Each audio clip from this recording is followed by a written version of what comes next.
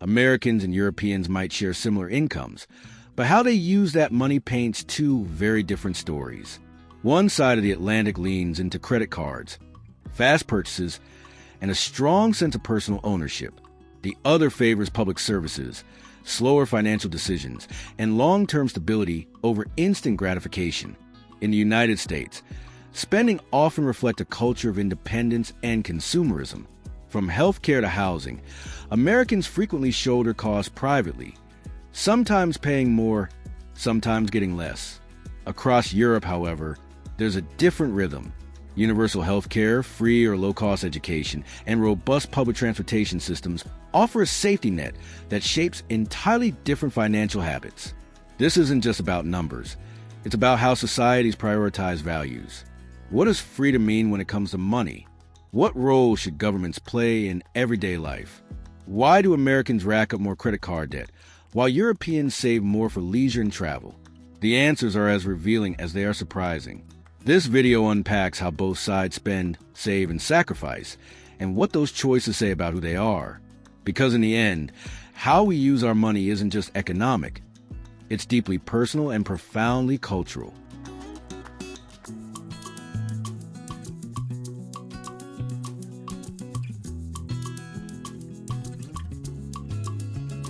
Healthcare spending reveals more than just national priorities. It exposes the true cost of a country's values. In 2023, the United States spent over $13,000 per person on healthcare, according to data from Statista. That's nearly twice the OECD average, and more than any other developed country on Earth. Yet, Americans aren't necessarily healthier. In fact, the U.S. lags behind in life expectancy, infant mortality, and chronic disease outcomes. Where's all that money going? A large chunk of it ends up in administrative costs, billing departments, private insurers, and pharmaceutical markups. For many Americans, navigating the system can feel like solving a puzzle blindfolded. Co-pays, deductibles, surprise bills, out-of-network penalties, and skyrocketing insurance premiums are part of daily life. Across the Atlantic, the story changes dramatically. Most European nations have embraced universal health care in some form. Countries like Germany and France spend far less per capita, around $6,000 to $7,000, and yet consistently achieve better health outcomes. In France, patients choose their doctors, receive care promptly, and rarely worry about bankruptcy due to a hospital stay. In Germany, health insurance is mandatory but highly regulated, and employers split the cost with employees. The system is far from perfect, but it's predictable and built on a shared belief. Healthcare is a right, not a privilege. That single belief shifts everything. In the U.S., the individual bears most of the burden. Health is often treated like a commodity, something to be purchased if you can afford it, rationed if you can't. Over 100 million Americans struggle with healthcare-related debt. Millions avoid going to the doctor altogether out of fear they can't pay the bill. Compare that to Scandinavian countries, where the financial barrier between getting sick and getting care is minimal. In Sweden or Denmark, the concept of a GoFundMe for medical bills would seem bizarre. Healthcare is built into the fabric of daily life, and while taxes are higher, the return is peace of mind. What's more, European systems don't just save money. They often produce better public health. Preventative care is emphasized. People go to the doctor earlier, more often, and without hesitation. And because no one fears bankruptcy for getting sick, stress levels around medical care are significantly lower. The contrast in individual impact is stark. In the U.S., an ambulance ride can cost over $1,000. A single hospital visit can wipe out savings. Prescription drug prices are often 3 to 10 times higher than in Europe. Americans routinely face choices like, do I fill this prescription or pay rent this month? In Europe, healthcare costs are far more predictable. There's usually a cap on out-of-pocket spending, and most basic services are either free or heavily subsidized. A French citizen doesn't worry about affording insulin. A German patient doesn't skip chemotherapy because of a deductible. Healthcare spending reflects national identity. Americans value innovation, choice, and freedom, but that freedom often comes at a steep financial cost. Europeans value equity and collective responsibility, And that shared investment pays off in both wallets and well-being. In the battle between efficiency and access, both systems have trade-offs. But when it comes to personal financial security and health outcomes, Europe's model consistently delivers more for less.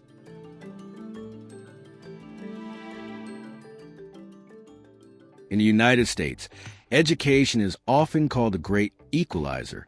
But in reality, it's more of a gamble, one with a massive price tag. According to the National Center for Education Statistics, the U.S. spends roughly $15,500 per student at the elementary and secondary level. That's 38% higher than the OECD average. On paper, it looks impressive. In practice, it's a system of deep inequalities. Where a child lives in the U.S. can determine the quality of their education. Public schools are heavily funded through local property taxes, so wealthier neighborhoods end up with newer facilities, better paid teachers, and more extracurricular programs. Meanwhile, students in underfunded districts might deal with outdated textbooks, crowded classrooms, and crumbling infrastructure, all within the same national system. Now look at Europe. In many European countries, education is treated as a public good, not a personal investment. Whether you're rich or poor, rural or urban, access to quality education is largely equalized through centralized funding models. Teachers are generally well-trained and well-compensated. Resources are more evenly distributed.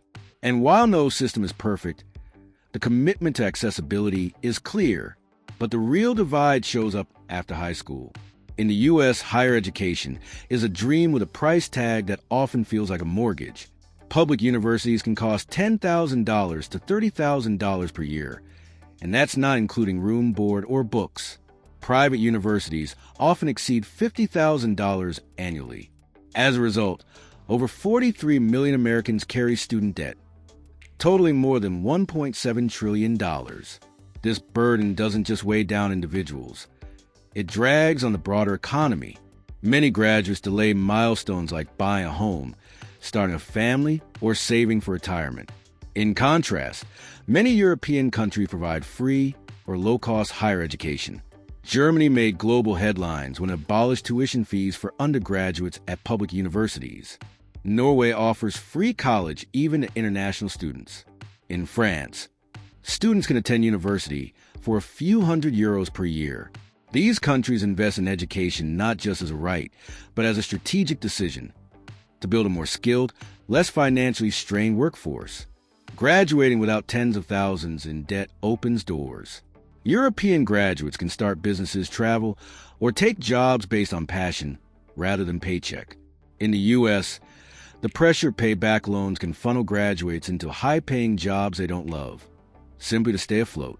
And there's another layer, access to vocational training and apprenticeships.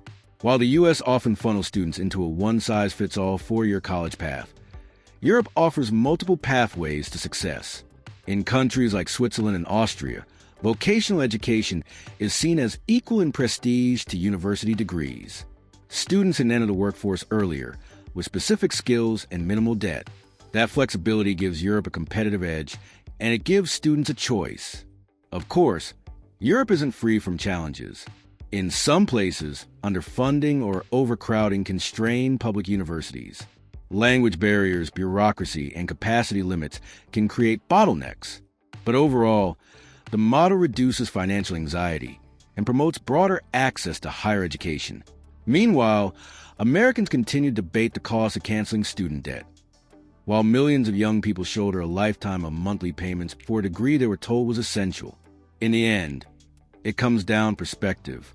The U.S. treats education as a personal investment with the hope of future returns. Europe treats it as a public infrastructure, an upfront investment that benefits everyone, from individuals to national economies. And that fundamental difference shapes not just wallets, but futures.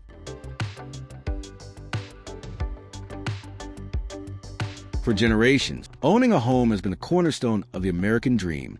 It represents independence, stability, and financial success. In the U.S., about 65% of people own their homes, a rate that stayed relatively steady despite economic ups and downs. But that dream is becoming harder to achieve. In 2024, The median home price in the United States climbed past $400,000, according to the National Association of Realtors. In major cities like San Francisco, New York, and Seattle, even modest homes routinely exceed $1 million. Wages haven't kept pace, and rising interest rates have pushed mortgage payments to record highs. For many first-time buyers, homeownership feels less like a dream and more like a distant fantasy. The housing squeeze isn't just about prices. It's about supply, policy, and inequality. Strict zoning laws limit new construction, especially in high-demand urban areas. As a result, younger generations are either priced out or forced into long-term renting, often paying a premium without building equity. Now, shift focus to Europe, and a very different picture emerges. In countries like Germany, homeownership isn't seen as a default life goal. Only about 50% of Germans own their homes, one of the lowest rates in Europe. But that's not because they can't afford to buy. It's because renting is normalized, affordable, and secure. The German rental market is robust, heavily regulated, and designed for long-term tenancy. Renters enjoy strong legal protections, stable pricing, and, in many cases, the same sense of permanence and community as homeowners. Other cities take public intervention even further. Vienna, Austria is a standout example. Over 60% of the city's population lives in publicly subsidized or municipally owned housing. This isn't just for low-income residents. Middle-class families also benefit. The city has invested for decades in keeping housing affordable through strategic land purchases and government-backed construction. Rents remain reasonable, and housing quality is high. The result? A city with less housing inequality and far lower financial stress for residents. These different priorities ripple into urban planning. In Europe, cities are often compact, walkable, and designed around people, not cars. Public transportation is widely available, and neighborhoods blend residential, commercial, and cultural spaces. That mix reduces the need for long commutes, slashes transportation costs, and increases quality of life. In contrast, urban sprawl dominates many American metro areas. Zoning laws frequently separate residential and commercial zones, forcing long car commutes between work, school, shopping, and home. The average American spends nearly an hour a day commuting, contributing to stress, environmental issues, and rising transportation expenses. Add to that the cost of car ownership, fuel, maintenance, and insurance, and the total price of living far from city centers quickly adds up. European housing policies tend to prioritize accessibility and sustainability over profit. Rent control, government investment, and cooperative housing models are more common. In Scandinavian countries like Sweden and Denmark, social housing is well integrated into the broader market, reducing stigma and supporting mixed-income communities. Meanwhile, the U.S. housing system is more market-driven. While this can foster innovation and development, it also leads to greater volatility. Housing is treated more like an investment vehicle than a basic human need. The 2008 financial crisis showed just how dangerous that mindset can be. And even today, millions of Americans face housing insecurity, with a growing number spending over 30% of their income on rent or mortgages. The impact goes beyond dollars. Housing affects mental health, family planning, career choices, and even community cohesion. When housing is unaffordable or unstable, it becomes nearly impossible to build a secure life. Europe's approach isn't perfect. Some cities are grappling with shortages, rising prices, and gentrification. But the underlying philosophy is different. In much of Europe, housing is viewed as a right, not a privilege. In the U.S., it's often the ultimate personal achievement, and increasingly an unattainable one. Two continents, two visions of what home means. One focus on investment and ownership, the other on access and affordability. And in that contrast lies a powerful truth about how we build our lives and the systems we build them in.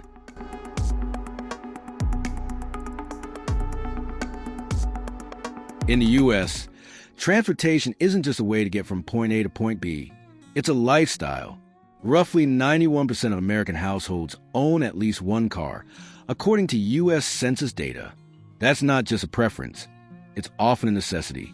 Most American cities are built around highways, wide roads, and sprawling suburbs, where owning a vehicle is the only practical way to function. But that convenience comes at a cost. Transportation eats up about 16% of the average American household budget. Factor in fuel prices, maintenance, insurance, car payments, and parking, and expenses stack up quickly. And with commutes stretching further as people are priced out of city centers, the financial and time burdens only grow. Meanwhile, across the Atlantic, a different model thrives. In much of Europe, public transportation is not just an option. It's a central part of daily life. Cities like Paris, Berlin, Amsterdam, and Copenhagen have invested heavily in trains, trams, subways, and bike infrastructure. The result? Only about 11% of household income goes toward transportation in many European countries, according to the Institute for Transportation and Development Policy, IDDP. But this isn't just about money. It's about how cities function. European cities tend to be denser and more walkable. Mixed-use neighborhoods place homes, shops, offices, and parks within walking distance. Public transit is frequent, reliable, and integrated, allowing people to live without owning a car. In many places, it's not unusual to see CEOs, students, and seniors sharing the same train platform. There's less stigma around using public transit, and more emphasis on designing cities for people, not just vehicles. Then there's the environmental side. The U.S. transportation sector is a major contributor to greenhouse gas emissions.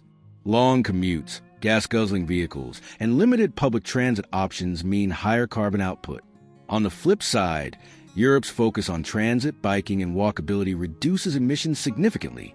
In cities like Oslo and Stockholm, electric buses, congestion charges, and car-free zones are becoming the norm. These choices also affect well-being. Americans often spend hours each week in traffic, which has been linked to stress, reduced physical activity, and lower life satisfaction. In contrast, Europeans who walk, bike, or take transit tend to report better mental and physical health. The design of cities themselves plays a major role in shaping quality of life. And then there's accessibility. In the U.S., if you don't own a car, your mobility and often your job options are severely limited. In Europe, robust transit networks mean even low-income residents can access opportunities across a metro area. The elderly, disabled, and young people also benefit from systems that don't require car ownership to participate fully in society. Transportation is a mirror. It reflects what a society values, whether that's personal independence, environmental responsibility, community connectivity, or economic efficiency. In the U.S., the car still reigns supreme. In Europe, the future of mobility looks more collective, more sustainable, and more inclusive. The way people spend money isn't just about numbers. It's about priorities, policies, and the kind of life we aim to build.